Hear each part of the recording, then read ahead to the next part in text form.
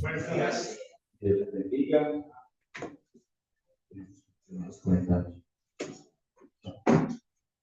Bueno, un saludo muy especial a todos los aquí presentes. Es un gozo, es un placer para nosotros estar aquí nuevamente para hablar de la palabra de Dios. Ya el pastor oró, ¿cierto? Y le pidió asistencia al Espíritu Santo, no es de más, pero vamos a hacerlo. Amado Señor, infinitas gracias te damos por la posibilidad que nos das de congregarnos en medio de tu presencia. Te damos gracias, Señor, por que nos has permitido a cada uno de nosotros estar aquí.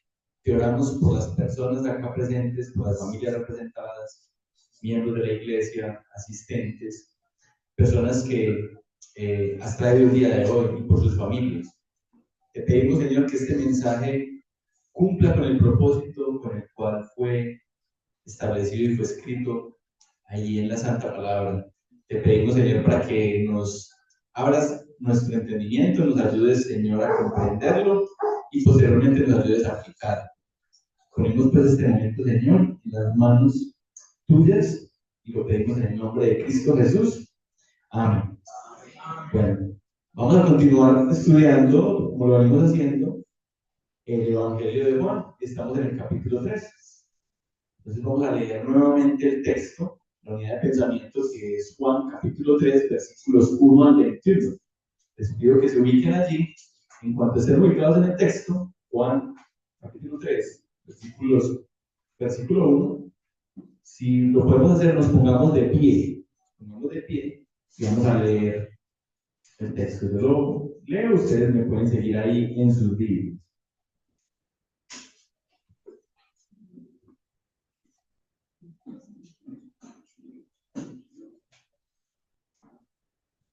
Dice la palabra de Dios. Había un hombre de los fariseos que se llamaba Nicodemo, un principal entre los judíos. Este vino a Jesús de noche y le dijo: Rabí, sabemos que has venido de Dios como maestro, porque nadie puede hacer estas señales que tú haces si no está Dios con él. Respondió Jesús y le dijo: de cierto te digo, que el que no naciere de nuevo no puede ver el reino de Dios. Nicodemo le dijo: ¿cómo puede un hombre nacer siendo viejo? ¿Puede acaso entrar por segunda vez en el vientre de su madre y nacer? Respondió Jesús: de cierto te digo, que el que no naciere de agua y del Espíritu no puede entrar en el reino de Dios. Lo que es nacido de la carne, carne es, y lo que es nacido del Espíritu, Espíritu es. No te maravilles de que te dije, os es necesario nacer de nuevo. El viento sopla de donde quiere y oyes su sonido, mas ni sabes de dónde viene ni a dónde va. Así es todo aquel que es nacido del Espíritu. Respondió Nicodemo y le dijo: ¿cómo puede hacerse esto? Respondió Jesús y le dijo: ¿eres tú maestro de Israel y no sabes esto? De cierto te digo que lo que sabemos hablamos y lo que hemos visto testificamos, y no recibís nuestro testimonio. Si os he dicho cosas terrenales y no creéis, ¿cómo creeréis si os dijere las celestiales? Nadie subió al cielo sino el que descendió del cielo, el Hijo del Hombre, que está en el cielo. Y como Moisés levantó la serpiente en el desierto, así es necesario que el Hijo del Hombre sea levantado, para que todo aquel que en él crea no se pierda, mas tenga vida eterna. Versículo 16. Porque de tal manera amó Dios al mundo, que ha dado a su Hijo unigénito, para que todo aquel que en él cree no se pierda, mas tenga vida eterna. Porque no envió Dios a su Hijo al mundo para condenar al mundo, sino para que el mundo sea salvo por él. El que en él cree no es condenado, pero el que no cree ya ha sido condenado, porque no ha creído en el nombre del unigénito Hijo de Dios.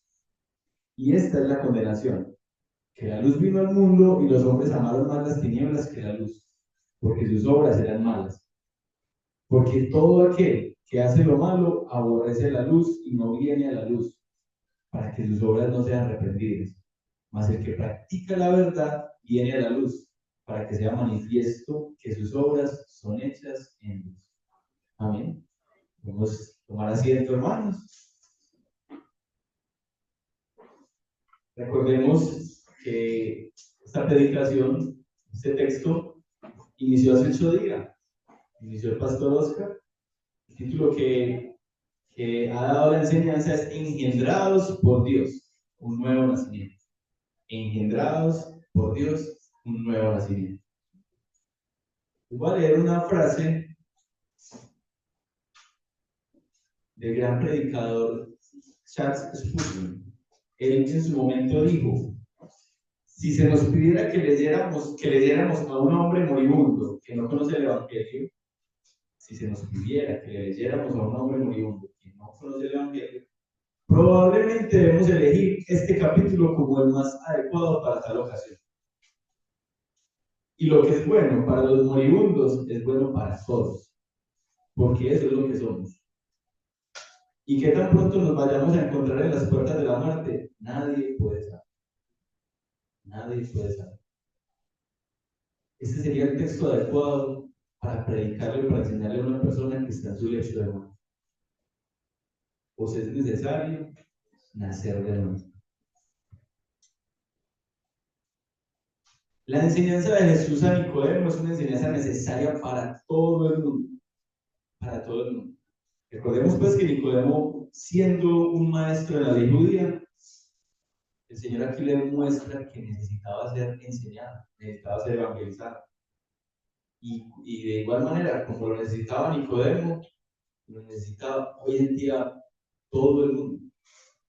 Maestros de la ley, religiosos, pero en general todo el mundo necesita ser enseñado y a todo el mundo necesita predicarse la palabra de Dios. Recordemos cosas que nos mencionó el pastor hace 8 días.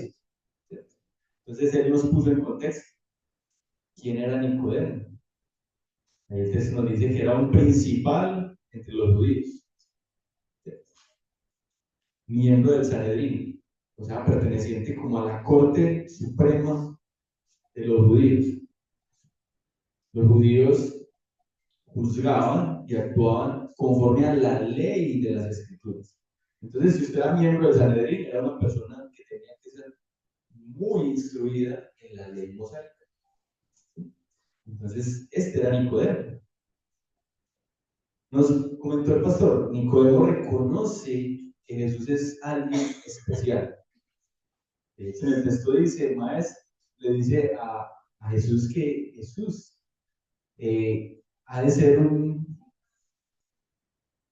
dice, sabemos que has venido de Dios como maestro, porque nadie puede hacer estas señales que tú haces si no está Dios con él. Entonces él reconoce que Dios está con Jesús. Él reconoce que Dios está con Jesús. Lo reconoce por las señales que Jesús hace. Es consciente de que para que él haga estas obras, tiene que estar Dios con él. Ahora, él realmente dice o se refiere a Jesús como maestro, como maestro. Si nosotros hoy en día, si alguien hoy en día, si alguien que ha escuchado la palabra, si alguien que habita en estos momentos del mundo, habla de Jesús como un maestro, o habla de Jesús como un gran hombre solamente, o inclusive reconoce a Jesús como un gran profeta, pues esa persona está equivocada y no podrá ver el reino de los cielos, porque sabemos que Jesús realmente es la segunda persona de la Trinidad, realmente es Dios mismo, creador de todo, y solo por Él y en Él hay salvación. ¿Sí? Solo se puede ser salvo si se cree en Jesús, si se le recibe a Él como Señor y Salvador. ¿Sí? Entonces, de todas maneras, este hombre era distinto a los demás fariseos. Él no obra en contra de Jesús, no manifiesta o no maquina como los otros fariseos, reconoce que hay algo especial, pero en ese momento en particular, quizás aún le falta mucho por entender de Jesús, pero en el texto mismo vamos a ver que Jesús se encarga de hacer la tarea con él. ¿Sí? Bueno, hace 8 días vimos que Jesús en el texto le habla que para ver el reino de Dios es necesario un nuevo nacimiento. Y este nuevo nacimiento, como nos explicó muy bien el pastor Oscar, sea por la obra del Espíritu Santo, mediante la purificación que la palabra hace en el creyente. Esa regeneración del hombre se realiza mediante la palabra. ¿Sí? Y vimos, el pastor nos leyó varios textos en los cuales nos aclaraba que acá no se refería a que nacer de nuevo significaba ir a descender a las aguas y ser bautizado, sino ser regenerado por la palabra. Por la palabra. Y efectivamente por la obra del Espíritu Santo. ¿Sí? El texto decía, lo que es nacido de la carne se queda en la carne. Hay que nacer en el Espíritu. Hay que nacer de nuevo. Para poder entrar en el reino de los cielos hay que nacer de nuevo. El que no nace de nuevo no puede entrar al reino de los cielos. ¿Sí? Esto de que todos necesitamos nacer de nuevo para realmente poder tener vida, indica que cuando nacemos en la carne, no estamos en vida, estamos en pecado. ¿Sí? El hecho de que la palabra nos diga que para poder tener vida, para poder tener la salvación, para poder, ¿sí? Hay que nacer de nuevo, quiere decir que cuando nacemos en carne, no tenemos vida. ¿Sí? Y yo sé que eso es contrario a lo que piensa gran parte del mundo. Porque gran parte del mundo piensa que nosotros nacemos buenos. ¿Cierto? Y es el mundo el que nos corrompe, es la sociedad la que nos corrompe. ¿Sí? Vemos a los niños como seres angelicales, ¿cierto? Se muere un niño, ay, se murió un angelito. ¿Sí? No tenía nada de maldad. La palabra nos enseña lo contrario. Todos nacemos pecadores. Todos nacemos pecadores. Y por tanto, todos necesitamos nacer de nuevo. Todos necesitamos nacer de nuevo. ¿Sí? Entonces, realmente nacemos en maldad y necesitamos la regeneración para poder entrar. Esa palabra que acabo de usar el pastor cuando leyó el texto, ¿cierto? Esa regeneración para poder entrar a tener una vida espiritual. Todos estamos inicialmente afuera del reino de los cielos y para poder entrar necesitamos del lavamiento de la palabra, de la regeneración de nuestro corazón por la palabra, por medio del Espíritu Santo, la obra del Espíritu Santo. ¿Sí? El texto también decía, la obra del Espíritu Santo es como el viento. Hacía esa comparación. Tú no puedes ver el viento, pero sí puedes ver los efectos del viento. ¿Sí? No sabes de dónde viene o para dónde va, pero sí puedes ver lo que causa a tu alrededor. ¿Sí? Entonces ese nuevo nacimiento es una obra milagrosa de Dios con nosotros en la cual Él nos imparte una nueva naturaleza, en la cual no estamos esclavizados al pecado. Nosotros estamos esclavizados al pecado por naturaleza. Pero en esa nueva naturaleza, en esa regeneración que Dios hace en nosotros, nos saca de esa esclavitud, nos libera de esa esclavitud, nos hace capaces de ir y presentarnos delante de Dios en arrepentimiento y nos da fe para seguirle por el resto de nuestras vidas. Buscando que dar la gloria a Dios, hacer la voluntad de Dios. En una lucha que nos tomará todo el resto de la vida. Pero eso es lo que Dios hace. Eso es lo que Dios hace. Quiero que me acompañen ahí mismo en Juan. Nos devolvemos hasta el capítulo 1. Leamos versículos 11 al 13.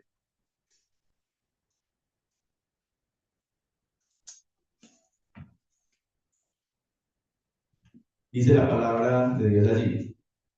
A los suyos vino y los suyos no le recibieron.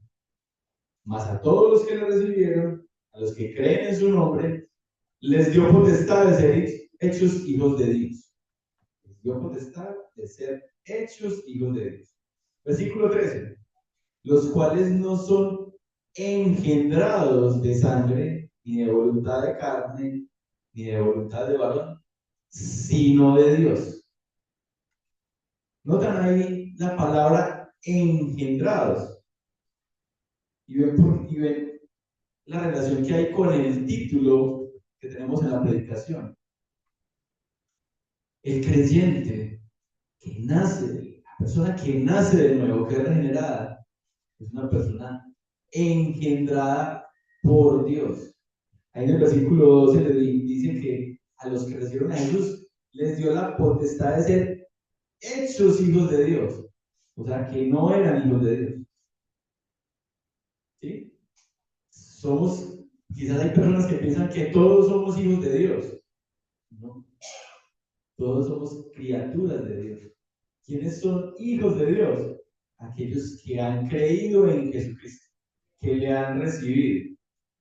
¿Sí? Que Dios mismo les ha dado la capacidad de arrepentirse, de reconocer su pecado, de reconocer a Dios como Señor y Salvador. A esos, Dios le dio la potestad de ser hechos hijos suyos. ¿Sí? Y esos fueron engendrados por Dios, por Dios. Aquellos que nacen de nuevo realmente fueron engendrados por Dios. Esto no es de sangre ni de carne, ni por voluntad de hombre, sino por la voluntad de Dios. De Dios. El nuevo nacimiento no es algo que nosotros podamos hacer cuando queramos. ¿Sí? Ah, sí, yo sé por la palabra que debo nacer de nuevo. Entonces no voy a ver si dentro de 2 meses nazco de nuevo dentro de 2 meses. O no, voy a nacer de nuevo ya mismo. A partir de hoy, de este momento, soy nueva criatura. Desde este momento sí me voy a ocupar de los asuntos de Dios. Y voy a agradar. Y voy a dejar atrás mi pecado y mi maldad. No, no funciona así. No es una decisión que podamos tomar nosotros. El nuevo nacimiento no es una decisión nuestra. Y eso y hemos aprendido muchas cosas en nuestra relación con Dios y con la Escritura. Nosotros intervenimos poquito en la obra restauradora de Dios y de Cristo en nosotros. Realmente es Él quien hace todo. Y yo sé que eso afecta el ego de muchos. Y eso dificulta a muchos poder comprender la palabra. O sea que yo no tengo que hacer nada. O sea, yo no. Es el Señor quien realiza la obra. ¿Sí? Dice ahí que esto no es de sangre ni de carne, ¿sí? Ni de voluntad de hombre. O sea, la salvación, así como la regeneración, no es ni una decisión propia, ni es una herencia. Sí, mis padres son creyentes, yo también. O sea, mis padres han de ser salvos, yo también voy a ser salvo, o también soy salvo. No, eso no se hereda por carne, ¿cierto? Eso no es una herencia de carne o de sangre. ¿Sí? La salvación y la regeneración son una obra de Dios en cada uno de nosotros y se dan por medio de una relación personal. Ahora, tampoco puede un hombre influir o incidir en la regeneración de otro. ¿Sí? Ay, como yo soy creyente, ¿sí? Como yo enseño la palabra, o como yo soy, entonces yo puedo incidir en que mi hijo también sea obediente y también siga la palabra y siga a Cristo. ¿No? Yo puedo hacer la tarea que Dios me ha encomendado, que es enseñarle la palabra, dedicarle la palabra y que él vea la palabra actuando en mi vida. Pero yo no puedo hacer la obra regeneradora en su corazón. Esa obra solamente la puede hacer el Espíritu Santo. Solamente la puede hacer el Espíritu Santo.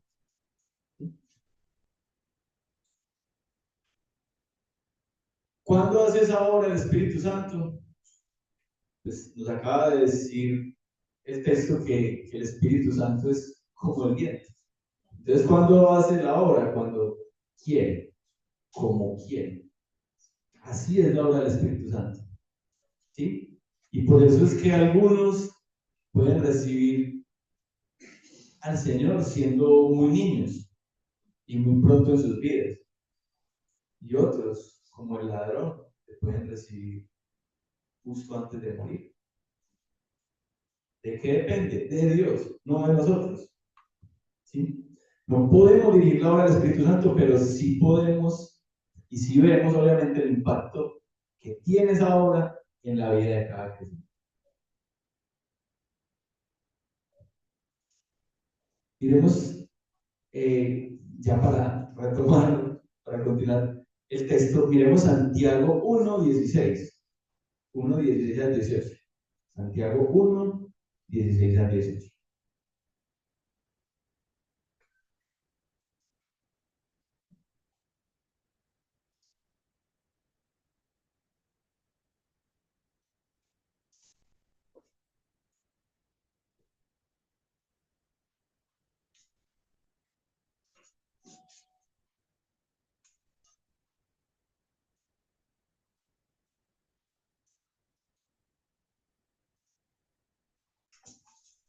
Listo, ahí Santiago 1:16 dice, amados hermanos míos, no erréis.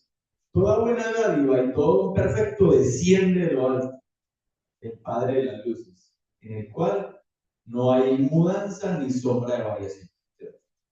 Todo lo bueno proviene de Dios, ¿cierto? Y Dios no cambia. Versículo 18. Él, de su voluntad, nos hizo nacer por la palabra de verdad, para que seamos primicias de sus criaturas. Es Dios quien nos hizo nacer por la palabra de verdad. Entonces ahí reafirmamos la enseñanza de los 8 días, ese nacimiento nuevo, esa regeneración, esa nueva vida, ese hombre nuevo, todos esos conceptos de los cuales nos habla la vida, que realmente son uno, provienen de nacer de nuevo por la palabra, por la palabra. Y eso es un punto muy importante en la enseñanza del día de hoy. Bueno, continuamos con el estudio. Entonces ya el pastor predicó, enseñó hasta el versículo 8 y ahí quedamos. Vamos a mirar a partir del versículo 9. ¿De qué nos habla? Ahora, no vamos a culminar hoy todo el texto, vamos a abordar hasta el versículo 15. Este es un texto muy amplio, muy completo, en el cual se dicen muchas cosas, y solamente el versículo 16 podría ser predicado, ¿cierto? Él solo y quizás en varias enseñanzas. ¿Cierto? Juan 3:16 quizás sea el versículo más citado de la Biblia, o al menos uno de ellos, y acá lo decimos. Entonces yo creo que ese versículo y lo que hay de allí en adelante requiere una enseñanza. Hoy vamos a culminar o vamos a trabajar hasta el versículo 15. Entonces, versículos 9 al 15 dice, respondió Nicodemo y le dijo, ¿cómo puedes hacer esto? Respondió Jesús y le dijo, ¿eres tu maestro Israel y no sabes esto? De cierto te digo, que lo que sabemos hablamos y lo que hemos visto testificamos. Y no recibís nuestro testimonio. Si os he dicho cosas terrenales y no creéis, ¿cómo creeréis si os dijere las celestiales? Nadie subió al cielo sino el que descendió del cielo, el Hijo del Hombre que está en el cielo. Y como Moisés levantó la serpiente en el desierto, así es necesario que el Hijo del Hombre sea levantado, para que todo aquel que en él cree, no se pierda, mas tenga vida eterna. ¿De qué nos hablan estos versículos? Entonces, en estos versículos, Jesús le dice a Nicodemo quién es él. Se le presenta a Nicodemo dándole a entender quién es él. Y por ahí, de hecho, versículos 13 y 14, 13, 14, 15, le dice a qué vino. ¿Cierto? Le dice quién es y le dice a qué vino. Entonces respondió Nicodemo y le dijo, ¿cómo puedes hacer esto? Entonces miren pues que ya Jesús le ha hablado de un nuevo nacimiento. Pero para Nicodemo estas palabras son confusas, ¿cierto? Él como fariseo piensa que la salvación depende en parte de él mismo, depende del cumplimiento de la ley, del cumplimiento de sus obras, ¿cierto? Entonces le pregunta, ¿cómo puede hacerse esto? Entonces, para una persona que no ha sido regenerada por Dios, es difícil creer que las cosas no dependen de sí mismas. Eso es lo que le ocurre allí a Nicodemo, ¿cierto? Y yo creo que eso es lo que le ocurre a muchas personas hoy en día. ¿Sí? Que la salvación no dependa de nada que yo haga, depende absolutamente de la obra de otro, de la obra de Dios, ¿cierto?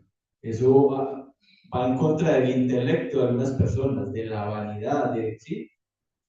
Para muchos es difícil aceptar que la salvación solamente proviene de Dios y por la obra que Él hace en nosotros. Entonces, él le pregunta, ¿cómo puede hacerse esto? Jesús acá le va a dar respuesta, ¿cierto? Pero quiero mostrarles que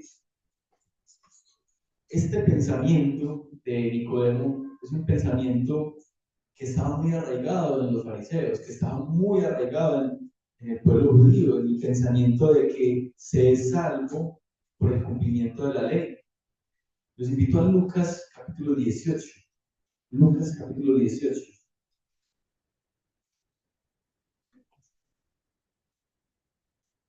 Versículo 9 en adelante.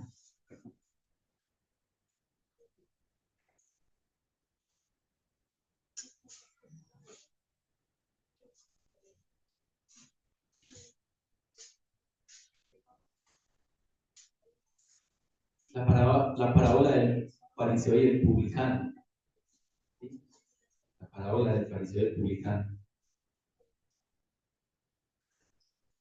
¿A quién le dio Jesús esta parábola? ¿A quién se la dijo? El texto nos dice, versículo 9, dice, a unos que confiaban en sí mismos como justos y menospreciaban a los otros, dijo también Jesús esta parábola. Entonces, a unos hombres que confiaban en sí mismos como justos. Esos eran los fariseos. ¿Cierto? Le dice, dos hombres subieron al templo a orar. Uno era fariseo y el otro era publicano. Recordemos que publicano es recaudador de impuestos, que era considerado por los judíos como lo peor que podría haber. Era la persona a la que más odio le tenían los judíos. ¿Cierto? Entonces, uno era fariseo y el otro publicano. El fariseo, puesto en pie, oraba consigo mismo. Miren cómo el Señor resalta esto, ¿no? Oraba consigo mismo, para sí, ¿cierto? De esta manera, Dios, te doy gracias porque no soy como los otros hombres ladrones, injustos, adúlteros, ni aún como este publicano. Ayuno 2 veces a la semana, doy diezmos de todo lo que gano. Miremos ahí que ese fariseo está orando como alguien que se cree bueno por sus obras, ¿cierto? Más el publicano, estando lejos, estando en la parte de atrás del templo,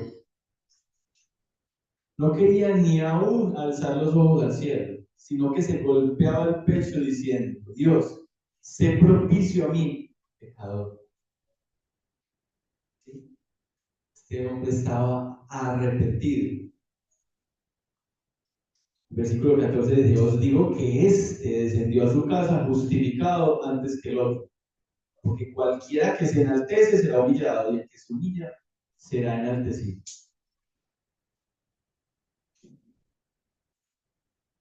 A los ojos del hombre, alguien puede ser considerado como bueno por sus buenas acciones, ¿sí? Por la forma en que actúa hacia los demás. Pero si éste cree que es bueno en sí mismo o por lo que hace, ese está condenado.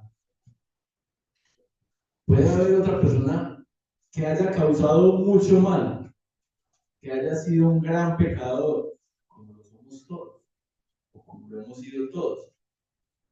Pero si en este realmente hay un arrepentimiento genuino, Dios le puede dar la salvación. Dios le puede dar la salvación. Y el texto dice que este descendió a casa justificado antes que el otro. Antes que el otro. Entonces, ese era el pensamiento de los fariseos. Los fariseos se creían buenos en sí mismos porque cumplían o trataban de cumplir la ley, ¿cierto? El versículo 10, que la pregunta que le hace Nicodemo es, ¿cómo puede ser esto? ¿Cierto? ¿Cómo puede hacerse esto? Entonces aquí en el versículo 10 la respuesta de Jesús. Respondió Jesús y le dijo, ¿eres tú maestro de Israel y no sabes esto? ¿Eres tú maestro de Israel y no sabes esto?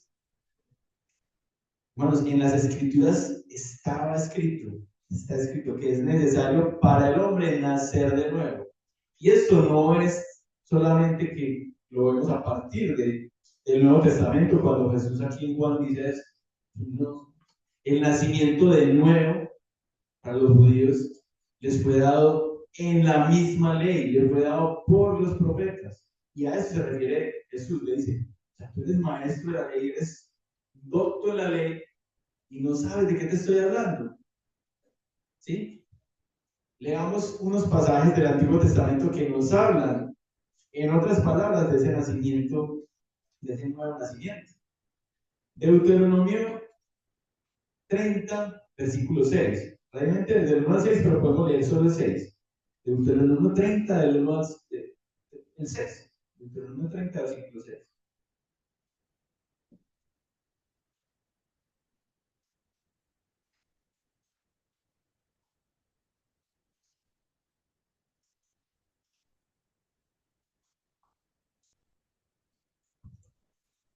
Dice así la palabra de Dios. Y circuncidará Jehová tu Dios tu corazón y el corazón de tu descendencia, para que ames a Jehová tu Dios con todo tu corazón y con toda tu alma, a fin de que vivas. ¿A qué se referirá con circuncidará Dios tu corazón? Hará la obra en tu corazón. O sea que era necesario, o es necesario ese cambio, esa regeneración. Pues claro, porque dice, la harán en ti, entonces decía, para que ames a Jehová con todo tu corazón. O sea que por naturaleza ellos tampoco amaban a Dios, ¿cierto? O sea, aquí tocamos un aspecto que en la Reforma mencionamos varias veces que tiene que ver con las doctrinas de la gracia, la depravación del hombre. El hombre nace depravado. Y eso suena muy fuerte, suena muy feo, y algunos no lo aceptan. Pero es cierto, el hombre nace malo. Y solamente la obra de Dios en su corazón puede hacerlo bueno. ¿Cierto? Puede hacerlo bueno. ¿Sí? A fin de que vivas. Estamos muertos en nuestros delitos y pecados. El pecador está muerto.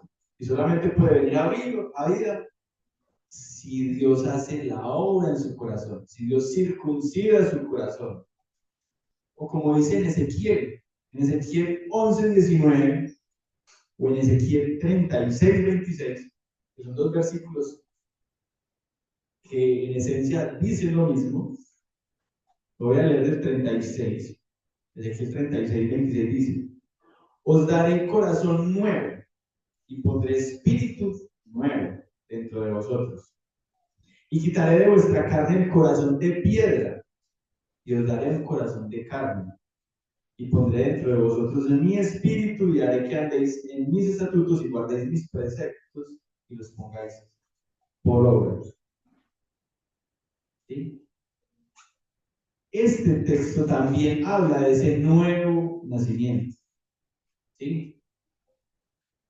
Aquí la palabra de Dios dice que es necesario quitar ese viejo corazón y poner uno nuevo. ¿Sí? Nosotros no necesitamos que Dios restaure nuestro corazón. ¿Cierto? Dios puede restaurar nuestro corazón, sí. En el inconverso no necesitamos que Dios le restaure el corazón. Digamos que Dios le ponga un corazón nuevo, un corazón de carne, y le quite ese de piedra, ¿cierto? Y en él le ponga el Espíritu Santo. Le ponga el Espíritu Santo. Entonces, en el Antiguo Testamento, en estos y en muchos otros pasajes, se da a entender y se vislumbra la necesidad de nacer de nuevo, de ser regenerado. Quizás los fariseos lo tomaban o lo pensaban de otra manera. Pensaban en una restauración de ellos como nación y pensaban en un nacimiento nuevo como nación, ¿cierto? Y solamente estaban esperando la llegada del Mesías. Y se quedaron esperándola y tuvieron al Mesías en medio de ellos y le rechazaron. ¿Sí? Dice Jeremías 13:23. Mudará el etíope su piel y el leopardo sus manchas. Una pregunta. Pues así también podréis vosotros hacer bien estando habituados a hacer mal. Hermanos, no podemos hacer el bien por nuestra propia voluntad. No podemos hacerlo. Porque nuestra naturaleza es pecaminosa. ¿Sí? Es pecaminosa. Solamente si la palabra de Dios actúa en nuestro corazón y el Espíritu Santo hace la obra regeneradora en nosotros, podemos hacer lo bueno delante de Dios. Y no en nuestras fuerzas, y no por nuestra voluntad, sino por la obra de Dios en nosotros. ¿Sí? Entonces la palabra estaba allí y el tema de la regeneración como una obra que hace Dios en el corazón del creyente estaba desde el antiguo pacto. Solo que los fariseos, con los prejuicios que tenían, no podían entender. ¿Sí? Versículo 11, Jesús le dice, de cierto te digo, que lo que sabemos, hablamos, y lo que hemos visto, testificamos, y no recibís nuestro testimonio. Ya sabemos que cuando el Señor habla de cierto te digo, sabemos que lo que viene a continuación es una cosa muy importante, ¿cierto? Una cosa que es completamente cierta. Hay un énfasis interesante y miren que en el texto el Señor lo hace 3 veces. De cierto os digo. Entonces, ¿sí? Que lo que sabemos hablamos. Bueno, es posible que esto de lo que sabemos hablamos se esté refiriendo a Juan el Bautista y a él. Porque miren que el Evangelio de Juan nos habla, nos viene hablando, pues desde el principio nos viene manifestando quién es Jesús, ¿cierto? Y habla del testimonio de Juan el Bautista acerca del Mesías, acerca de Jesús. Entonces, de lo que sabemos hablamos y lo que hemos visto testificamos y no recibís nuestro testimonio. Versículo 12. Si os he dicho cosas terrenales y no creéis, ¿cómo creeréis si os dijere las celestiales? Cuando Jesús le dice a Nicodemo, si no entiendes estas cosas que te estoy diciendo, estas cosas terrenales, importantes, claro, mire, Jesús le está hablando a Nicodemo, le está diciendo que es necesario nacer de nuevo. Eso es muy importante. Pero si usted no entiende esto, que es algo terrenal, ahora, ¿qué va a entender donde yo le hablara? Si Jesús le hablara de cosas celestiales. ¿Qué pasará si te hablo de las cosas que suceden en el cielo? Hermanos, aquí se está resaltando que el problema con los fariseos no es de falta de información. Ellos tienen la información, ellos tienen las escrituras. ¿Sí? A ellos les fue dada la ley. Ellos conocen los textos de los profetas. Sino que el problema es de incredulidad. El problema es de incredulidad. ¿Sí? Aquí Jesús le acaba de mostrar que en la palabra estaba aquello de lo cual se estaba hablando. Pero Nicodemo no lo puede entender porque no lo veía, porque no leía esto en la palabra por los prejuicios que tenía. Ahora, ¿cuántas personas podemos leer la palabra de Dios y no entender lo que allí está escrito? Muchísimos, ¿cierto? Alguien puede leer la Biblia con prejuicios de, ¿sí? de lo que escucha decir de otros, ¿sí? Para muchas personas, Jesús, un gran hombre, un gran maestro o un gran profeta, algo parecido. Y alguien podría leer la Biblia y ratificar eso o pensar eso, o leer porciones de la Biblia. Ahora, por eso acá se predica expositivamente. Por eso leemos los textos, los libros en orden y sin omitir versículos. Porque podría alguien, después de leer el Evangelio de Juan que estamos leyendo, después de haber leído el capítulo 1, podría alguien pensar en Jesús como un buen hombre, solamente, o como un maestro bueno. Yo creo que no. ¿Sí? Ahí, volvamos ahí al capítulo 1. Leamos los primeros versículos del capítulo 1.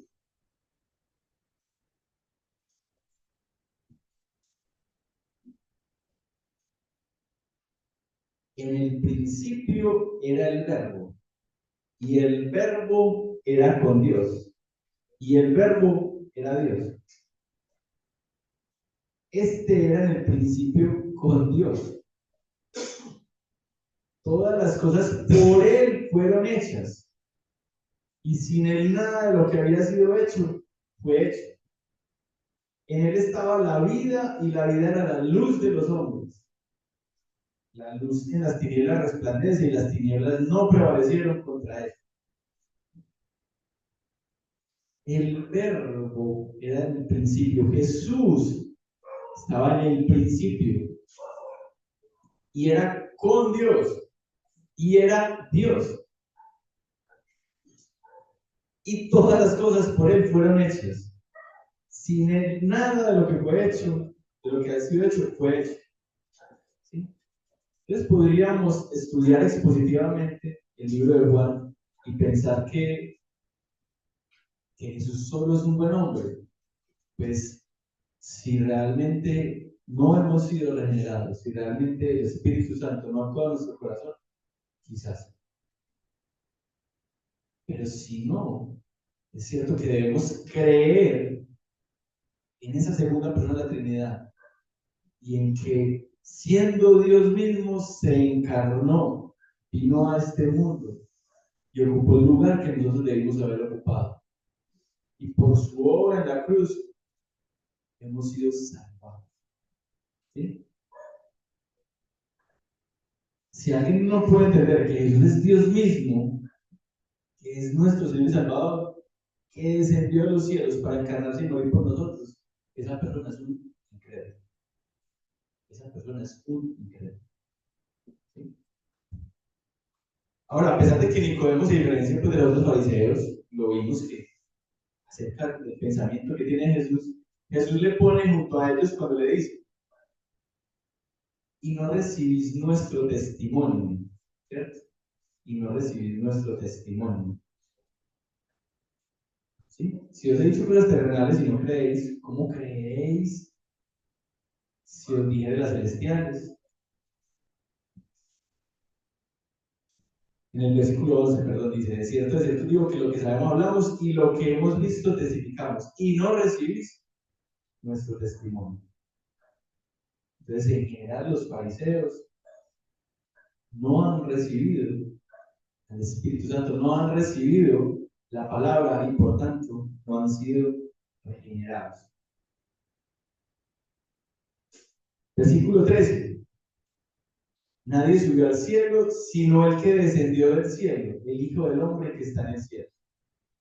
Entonces, precisamente en Juan 1, que acabamos de leer, Juan nos habla de Jesús, nos habla de quién es ese Jesús. ¿Sí? Pues aquí mismo, en este texto, en Juan 3, Jesús habla acerca de sí mismo y de lo que vino a hacer. ¿Cierto? Nadie subió al cielo. Nadie subió al cielo. Esto de nadie subió al cielo es una frase, es una metáfora que se emplea varias veces en la palabra, ¿sí? Como que, a ver, para los judíos es muy importante eh, que para que alguien pueda estar seguro de algo que sucede, pues debe ser testigo presencial. Testigo presencial. Entonces Jesús dice, bueno, pues nadie subió al cielo, nadie vio lo que hay allí, excepto quién, ¿cierto? Nadie subió al cielo, sino el que descendió del cielo, el Hijo del Hombre que está en el cielo. Entonces, Jesús le deja claro que él puede hablar con autoridad sobre las cosas del cielo, aunque nadie más pueda. Él se está autoproclamando, se está diciendo que Él es el Hijo del Hombre, que Él es el Hijo de Dios. Que desde antes de la fundación del mundo, que cuando Dios estaba planeando la salvación del hombre, Él estaba allí. Él estaba viendo de primera mano, de hecho Él estaba allí tomando decisiones con el Padre, actuando conjuntamente con el Padre. Nadie subió al cielo, sino el que descendió del cielo, el Hijo del Hombre que está en el cielo. Entonces, a ver, descendió, pero está en el cielo. Descendió del cielo, pero está en el cielo. ¿Sí? Descendió del cielo y está en el cielo. ¿Por qué? Porque Jesús es la segunda persona de la Trinidad. Jesús habita en todo. Jesús lo llena todo. Todo. ¿Sí? Es el único, Dios es el único que tiene esta potestad. Por eso nosotros podemos venir y clamar a Él, orar a Él, simultáneamente todos nosotros, simultáneamente todos los hermanos que están congregando en otras iglesias, y simultáneamente Dios nos está escuchando.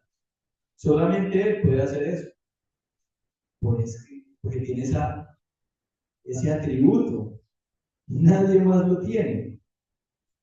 Entonces, es el único que tiene esa capacidad de estar en todas partes y atendernos en todo momento. Para poder entender las cosas que sean de los cielos, hay que estar en los cielos. Lo que le dice Jesús a Nicodemo. Y en ese caso, el único que puede hacerlo es el Hijo del Hombre. El único que puede hacerlo es Él mismo, es Jesús. Entonces Jesús le dice allí, ¿quién es Él? Cuando Dios estaba diseñando el mundo, allá estaba yo. Allá estaba yo. Ahora le va a decir, o le dice, ¿a qué vino? Versículo 14. Y como Moisés levantó la serpiente en el desierto, así es necesario que el Hijo del Hombre sea levantado, para que todo aquel que le cree no se pierda, mas tenga vida eterna. A ver, Nicodemo no había podido entender la enseñanza acerca del nuevo nacimiento, ¿cierto? Cuando le fue presentado en términos tomados, como los que acabamos de ver, de Deuteronomio, de Ezequiel. Pero entonces ahora Jesús se lo presenta a través de algo que para los judíos es muy claro, ¿cierto? Es muy habitual, una historia que les cuentan desde niños. Porque para ellos el trasegar del pueblo judío por el desierto está cargado de múltiples historias, las cuales se van contando ellos de generación en generación a través de la ley oral, ¿cierto? Y que también está escrito, y de lo cual hay registro en las escrituras. Entonces Nicodemo le va contando, perdón, Jesús le dice a Nicodemo, ahora le presenta esta lección con esta historia de la cual debe estar muy familiarizado. Entonces, ¿qué es esto de que como Moisés levantó la serpiente en el desierto, así es necesario que sea levantado el Hijo del Hombre? Números capítulo 21, versículos 4 al 9. Vamos a leerlo rápidamente. Números capítulo 21, versículos 4 al 9. Ahí en la Reina Valera hay un subtítulo para esta porción, el cual dice la serpiente de bronce. La serpiente de bronce. Y dice en el versículo 4. Después partieron del monte de Or camino del Mar Rojo para rodear la tierra de Edom. Y se desanimó el pueblo por el camino. Y habló el pueblo contra Dios y contra Moisés. ¿Por qué nos hiciste subir de Egipto para que muramos en este desierto? Pues no hay pan ni agua, y nuestra alma tiene fastidio de ese pan tan liviano. Y Jehová envió entre el pueblo serpientes ardientes, que mordían al pueblo, y murió mucho pueblo de Israel. Entonces el pueblo vino a Moisés y dijo: hemos pecado por haber hablado contra Jehová y contra ti. Ruega a Jehová que quite de nosotros estas serpientes. Y Moisés oró por el pueblo. Y Jehová dijo a Moisés: hazte una serpiente ardiente y ponla sobre un asta. Y cualquiera que fuere mordido y mirare a ella vivirá. Y Moisés hizo una serpiente de bronce y la puso sobre un asta. Y cuando alguna serpiente mordía a alguno, miraba a la serpiente de bronce y vivía. Entonces, recuerden que ellos fueron sacados de tierra de Egipto, ya habían contemplado milagros, el mar había sido dividido en dos, ellos habían atravesado por ahí. El Señor mismo los acompañaba en forma de nube, los protegía, les proveía, les daba alimento de la nada, ¿cierto? El cielo caía, llovía maná, ese pan del que está renegando, ¿sí? Y ellos, incrédulos, y ellos poco agradecidos, le dicen a Moisés: ¿para qué nos sacó de tierra de Egipto, Dios? ¿Para dejarnos morir aquí de hambre y de sed? El pueblo judío pecó contra Dios por incredulidad. Sí, les faltó fe, fueron malagradecidos. ¿Y qué hizo Dios? Los castigó con la muerte. Hermanos, porque el castigo del pecado es la muerte. Ahora, ellos se arrepintieron, ¿sí o no? Reconocieron haber pecado contra Dios y fueron donde Moisés, le pidieron por misericordia. ¿Y qué hizo Dios? Les envió un medio de salvación. Yo creo que esa historia la he escuchado, ¿cierto? Un pueblo pecó contra Dios por incredulidad, le faltó fe, fue castigado con la muerte, posteriormente se arrepintió, y Dios proveyó un medio para que fueran salvados.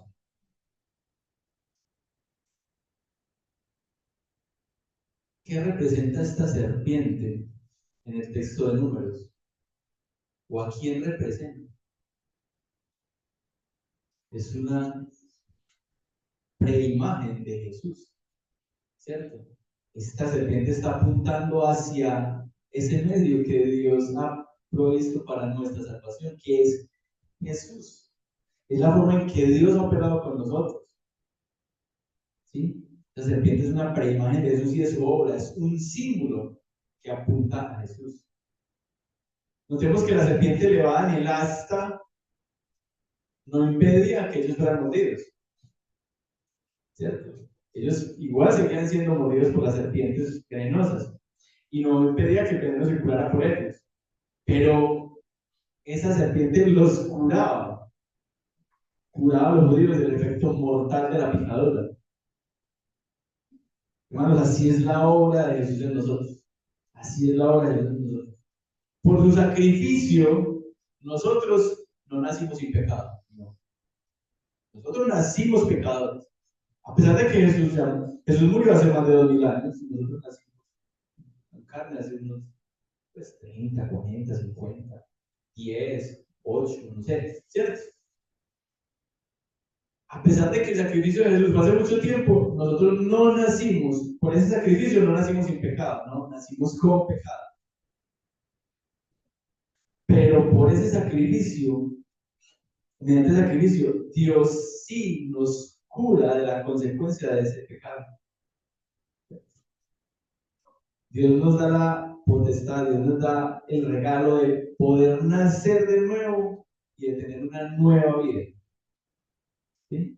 Los judíos fueron castigados por su incredulidad en la provisión de Dios. Ahora debían creer en que se salvarían por mirar al medio que Dios les había provisto para hacer. Ahora debían tener fe en ese medio. O sea, fueron castigados porque renegaron contra Dios, porque no le creyeron a Dios. No le creyeron, les faltó fe y fueron castigados con la muerte. Ahora, para ser salvados de la muerte, ¿qué tenían que hacer? Creer, creer. ¿Sí?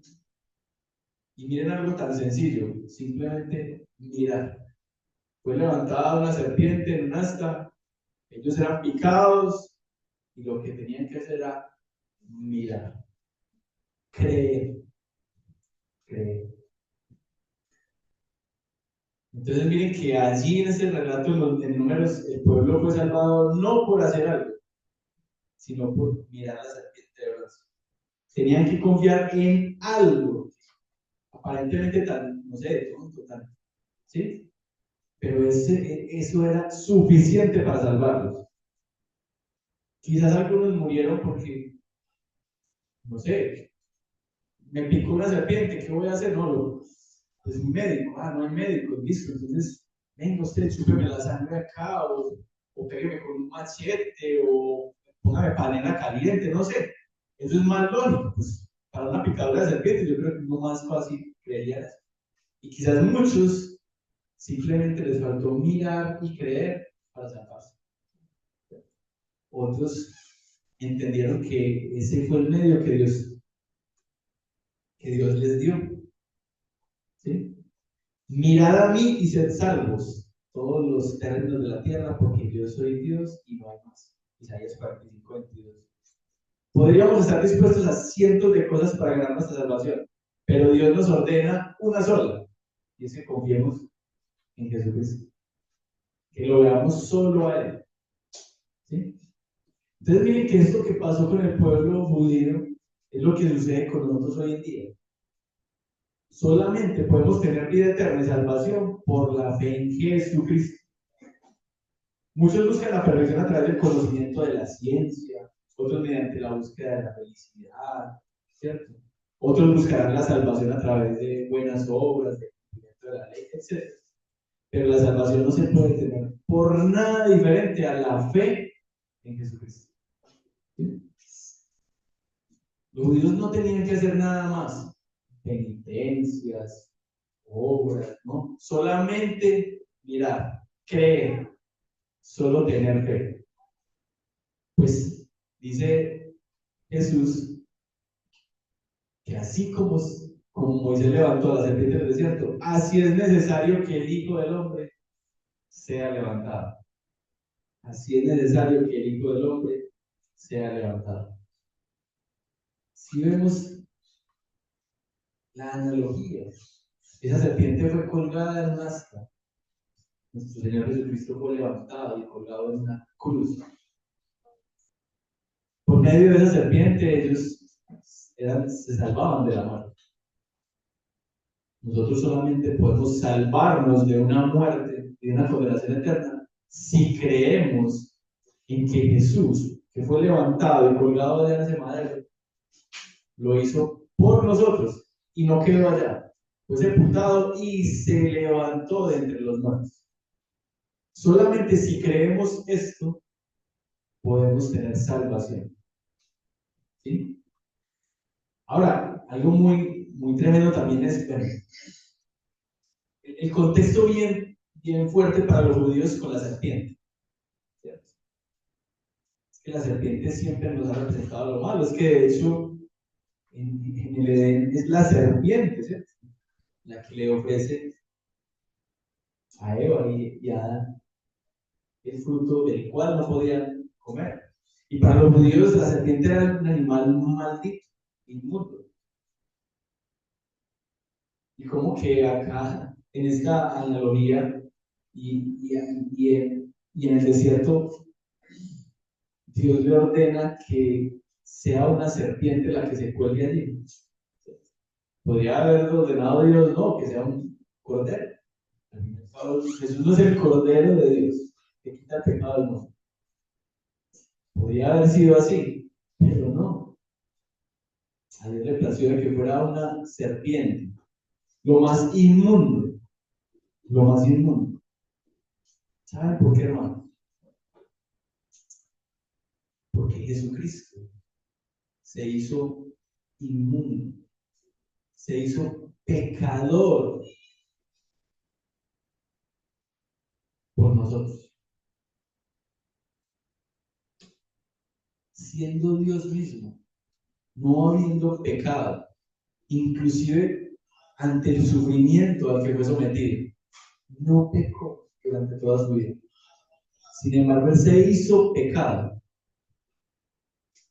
para morir por nosotros, para darnos esa salvación a la cual no teníamos acceso ni derecho. Jesús fue hecho maldito por nosotros para nuestra salvación. Toda la ira de Dios cayó en Jesucristo y nosotros podemos ser salvos por la gracia de Dios únicamente por la fe en Cristo. La Escritura dice en Gálatas, creo que es 3, y en un pasaje del Antiguo Testamento dice que maldito todo aquel que muere colgado en un madero. ¿Sí? Pues Cristo nos rescató de la maldición, haciéndose maldición por causa nuestra.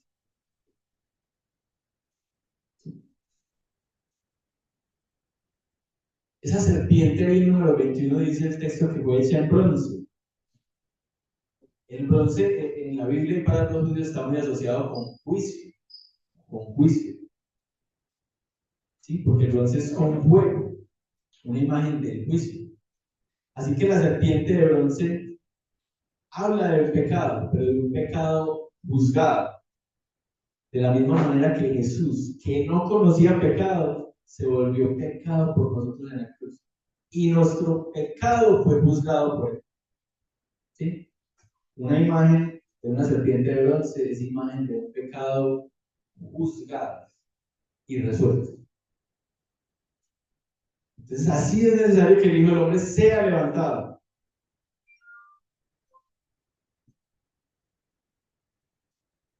Aunque Jesús llevó nuestros pecados, nunca se volvió un pecado.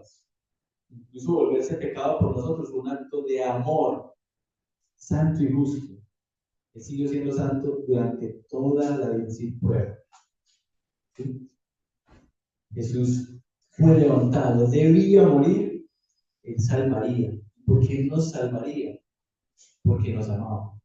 Soy un comentarista apellido muy largo. La naturaleza de la creencia se insinúa en la ilustración de Moisés levantando la serpiente en el desierto.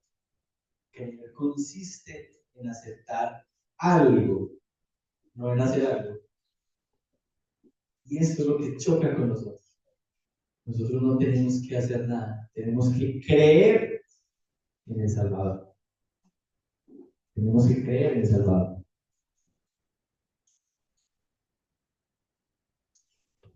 Ya vamos terminando, quiero que leamos, lo voy a leer yo, en el libro de Juan capítulo 12, acerca de este pasaje donde había unos griegos, dice Juan 12, versículo 20. Había ciertos griegos entre los que habían subido a adorar en la fiesta. Estos pues se acercaron a Felipe, que era de Bethsaida, de Galilea, y le rogaron diciendo: Señor, quisiéramos ver a Jesús. Felipe fue y se lo contó a Andrés. Entonces Andrés y Felipe se lo dijeron a Jesús. Jesús le respondió diciendo: Ha llegado la hora para que el Hijo del Hombre sea glorificado. De cierto os digo que si el grano de trigo no cae en la tierra y muere, queda solo. Pero si muere, lleva mucho fruto. Era necesario que el Hijo del Hombre muriera y a través de su muerte llevar fruto. Ahí en el versículo 31 dice: Ahora es el juicio de este mundo. Ahora el príncipe de este mundo será echado fuera. Y yo, si fuere levantado de la tierra, a todos atraeré a mí mismo. Y decía esto dando a entender de qué muerte iba a morir. Jesús fue levantado en el madero para nuestra salvación. Para nuestra salvación. El término que se usa ahí para levantado es un término que se usó tanto en el momento de la crucifixión de nuestro Señor Jesucristo como en la ascensión en el libro de Hechos. Ambos significan sufrimiento y exaltación. Jesús fue levantado en esas dos formas. ¿Sí?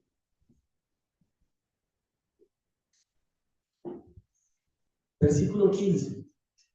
Para que todo aquel que en él crea no se pierda, mas tenga vida eterna.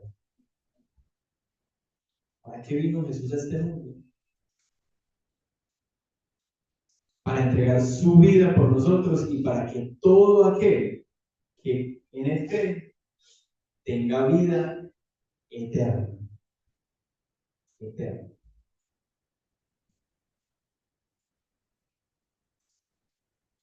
Para no dejar esto así, quiero que culminemos leyendo 3 versículos en la primera carta a los Corintios. Primera carta a los Corintios, capítulo 1, versículo 11. Perdón, versículo 22.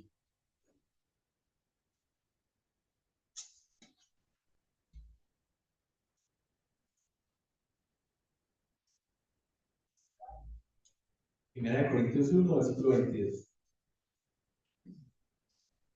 Este texto lo leímos hace 8 días en la enseñanza de las 9. Dice, porque los judíos piden señales y los griegos buscan sabiduría. Pero nosotros predicamos a Cristo crucificado. Para los judíos ciertamente tropezadero y para los gentiles locura. Mas para los llamados así, judíos como griegos, Cristo poder de Dios y sabiduría de Dios. Y sabiduría de Dios. ¿Por qué quise terminar con este texto? Porque miren, el pasaje, Dios, Jesús, que es Dios mismo, le dice a Nicodemo, para salvación, tú tienes que nacer de nuevo. Todos tienen que nacer de nuevo. Todos tienen que tener una regeneración. Todos tienen que nacer de la palabra por la obra del Espíritu Santo. ¿Sí? Todos. Pero resulta que hemos visto que esa regeneración no es una obra que uno mismo pueda realizar. No es una obra que uno mismo pueda realizar. ¿De qué me sirve a mí? ¿De qué le sirve a una persona saber que tiene que nacer de nuevo? Si el nacer de nuevo no puede ser una acción realizada por sí mismo. ¿Sí? Entonces, para que una persona nazca de nuevo, para que una persona tiene que ser engendrada por Dios. Engendrada por Dios. ¿Sí? Pero, ¿y cómo puede ocurrir esto? O sea, si eso no depende de mí, si yo no puedo nacer de nuevo por mis propios medios, ¿cómo lo puedo hacer? Entonces, desde la predicación de hace 8 días, uno no puede nacer de nuevo si no recibe, si no es lavado por la palabra, por la obra del Espíritu Santo. Es la palabra quien puede hacer la obra en nosotros. Y es la palabra la única que puede hacer la obra en tanto el creyente como en el incrédulo. Es la palabra, es la obra de Dios. ¿Cuál es nuestra tarea? Predicar a Cristo. No porque por lo que nosotros hagamos o digamos o recomendemos, otro vaya a ser santo, sino porque aquel que escuche esta palabra, que escuche la predicación, que escuche que Cristo fue crucificado en un madero para salvación, que siendo Dios, que siendo la segunda persona de la Trinidad, que siendo el creador de todas las cosas, se reencarnó, vino a la tierra, sin merecerlo, tomó nuestro lugar, pagó el precio que debe pagar todo pecador, que es la muerte, lo pagó por nosotros.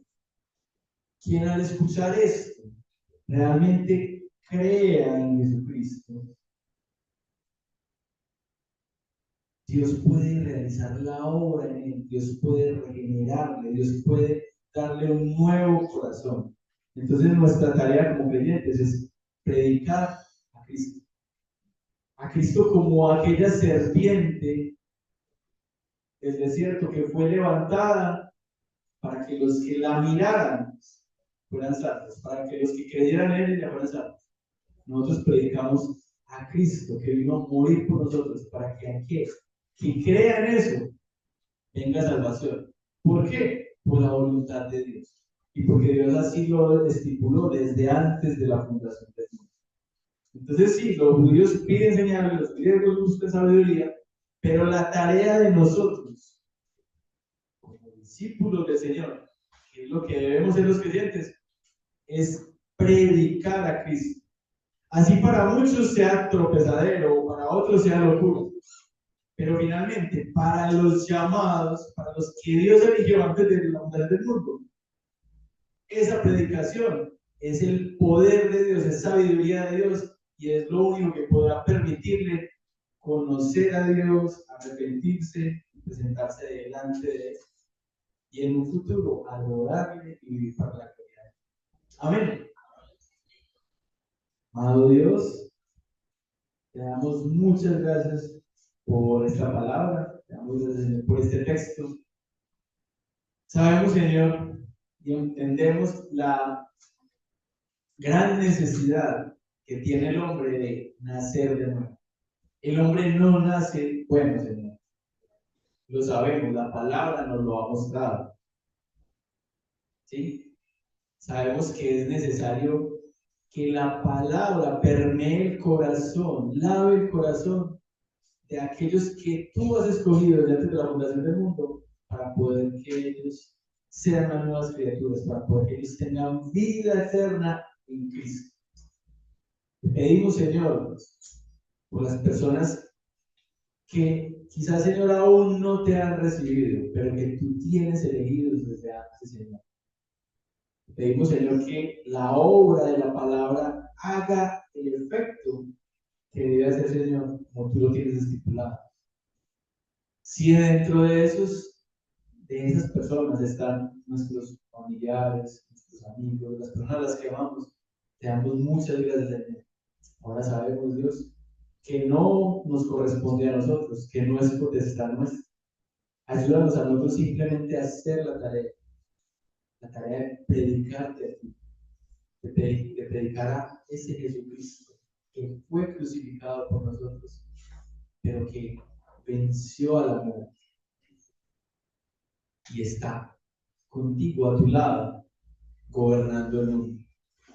Pedimos, Señor, que esta palabra cause el efecto que tú quieres causar en nosotros. Ayúdanos a vivir una vida conforme a la regeneración que nos es dada en Cristo Jesús. Y te pedimos, Señor, por todos las personas de la iglesia y por nuestras familias. Te damos muchas gracias, Señor, por este mensaje. Te exaltamos. La gloria sea para ti, Dios. Y todo lo que hemos orado y te hemos pedido lo hacemos en el nombre de Jesucristo, que es nuestro